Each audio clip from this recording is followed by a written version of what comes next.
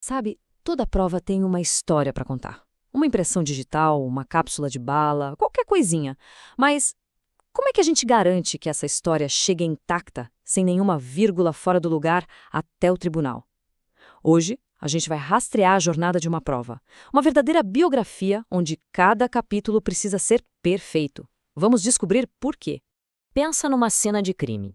Aquela fita amarela, os peritos trabalhando. Cada objeto ali é uma peça de um quebra-cabeça gigante. Mas a grande questão, o X da questão mesmo, é como garantir que a história que essas peças contam é a verdadeira, sem nenhuma alteração, nenhuma contaminação pelo caminho. Então, para a gente entender essa jornada toda, vamos seguir um roteiro de 5 partes. Primeiro, a gente vai ter que aprender a linguagem das pistas. Depois, vamos traçar o caminho que a prova percorre e mergulhar nas suas 10 etapas essenciais. A gente também vai ver como a prova funciona na prática e, no final, entender por que todo esse rigor é, literalmente, a espinha dorsal da justiça. Beleza, mas antes de botar o pé na estrada, a gente precisa falar a mesma língua, sabe? No direito, no processo penal, nem toda pista é chamada de prova. Existem nomes específicos, e entender a diferença entre eles é a base de tudo. O ponto de partida de tudo, o começo de tudo mesmo, é o vestígio.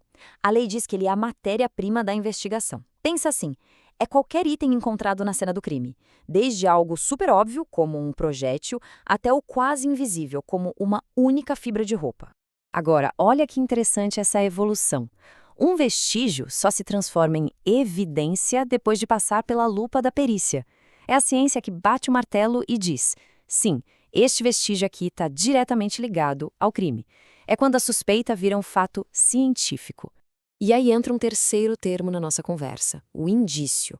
Diferente dos outros, ele não é um objeto físico. Como a própria lei define, é uma conclusão lógica.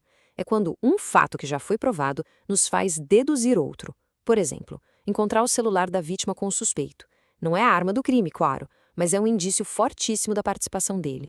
Essa tabela aqui ajuda a gente a botar cada coisa no seu devido lugar. O vestígio é o começo de tudo. A evidência é a confirmação da ciência. E o indício é a conexão lógica, a dedução. Entender isso é crucial para a gente conseguir acompanhar a biografia da prova. Ok, agora que todo mundo está na mesma página, vamos seguir a trilha. Como a gente garante que aquele vestígio coletado lá no início é exatamente o mesmo que vai ser analisado no laboratório e depois apresentado ao juiz? A resposta para isso tem nome: cadeia de custódia. Pensa na cadeia de custódia como se fosse a certidão de nascimento, o histórico escolar e o currículo da prova, tudo num documento só. Ela registra cada passo, cada pessoa que tocou na prova, garantindo que ela é autêntica e que não foi alterada do começo ao fim. E essa jornada não é bagunçada não. Ela segue um protocolo super rigoroso que está lá no Código de Processo Penal. São 10 etapas essenciais que formam a coluna vertebral da cadeia de custódia. Parece um trava-língua, né? Complicado de lembrar. Mas os profissionais usam um truque, um mnemônico muito bom. Rei fica trepado. Cada sílaba dessa palavra corresponde a uma das 10 etapas obrigatórias. É uma ferramenta poderosa para garantir que nenhum passo seja pulado. Então, bora lá. Vamos desmontar esse tal de rei ficar trepado passo a passo. Ré de reconhecimento. É quando o perito olha e identifica. Opa, isso aqui é um vestígio. Logo depois, I de isolamento. A área é toda protegida para ninguém contaminar nada. Depois vem FI de fissação. Tudo é documentado com fotos, vídeos, desenhos, tudo mesmo. C de coleta. O vestígio é recolhido com todo cuidado, usando as técnicas certas. A de acondicionamento. Ele é embalado de forma segura, lacrado. T de transporte. O caminho até o laboratório tem que ser seguro. Chegando lá, RE de recebimento. O recebimento dele é registrado oficialmente. Aí vem o P de processamento. É aqui que a mágica da análise acontece. Depois, A de armazenamento. Ele fica guardado num lugar seguro. E por último, D de descarte. Quando não precisa mais dele, o descarte segue regras super rígidas.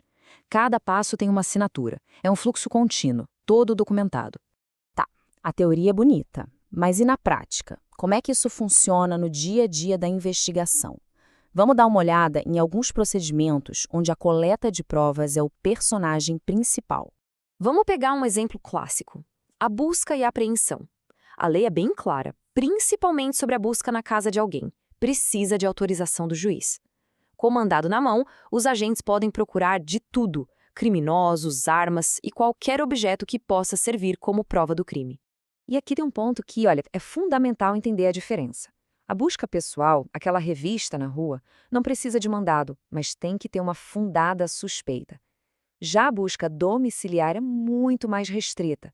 Ela protege o nosso direito à inviolabilidade do lar e só pode acontecer com o mandado do juiz, tirando algumas raras exceções, como um flagrante. E o interrogatório também é uma forma de prova, claro, mas com uma pegada totalmente diferente. Ele é, antes de mais nada, um ato de defesa. O acusado tem um direito garantido pela Constituição de ficar calado. E, por uma questão de estratégia, ele acontece só no finalzinho da audiência, depois que a defesa já ouviu todas as outras provas. Aí sim, o acusado fala sobre os fatos e sobre a própria vida. Bom, a gente percorreu o caminho todo e agora chegamos na pergunta de $1 milhão. Para que tanto cuidado? Por que essa biografia da prova precisa ser escrita com tanto detalhe, com tanto rigor? Tem uma citação que resume isso perfeitamente. A preservação da cadeia de custódia garante a integridade e, por consequência, a credibilidade da prova. Traduzindo, se essa biografia da prova tiver um rabisco, uma página faltando, ela simplesmente perde o valor. Não serve para convencer um juiz. É a base da nossa confiança no sistema. E o resultado de uma falha nisso é gigante. Se a corrente quebra, se um elo se perde nessa documentação, a prova pode ser anulada, se tornar inadmissível. Isso significa que ela não pode ser usada no julgamento. É um mecanismo de proteção para garantir que ninguém seja condenado com base em provas duvidosas ou manipuladas. E é com essa pulga atrás da orelha que a gente termina. O sistema é robusto, o protocolo é claro, mas quem opera tudo isso são pessoas. E isso nos faz pensar: será que é possível um dia escrever essa biografia da prova de forma perfeita, sem nenhuma falha? Ou sempre vai existir um espaço para o erro humano? A busca por essa resposta é o que move a melhoria contínua do nosso sistema de justiça.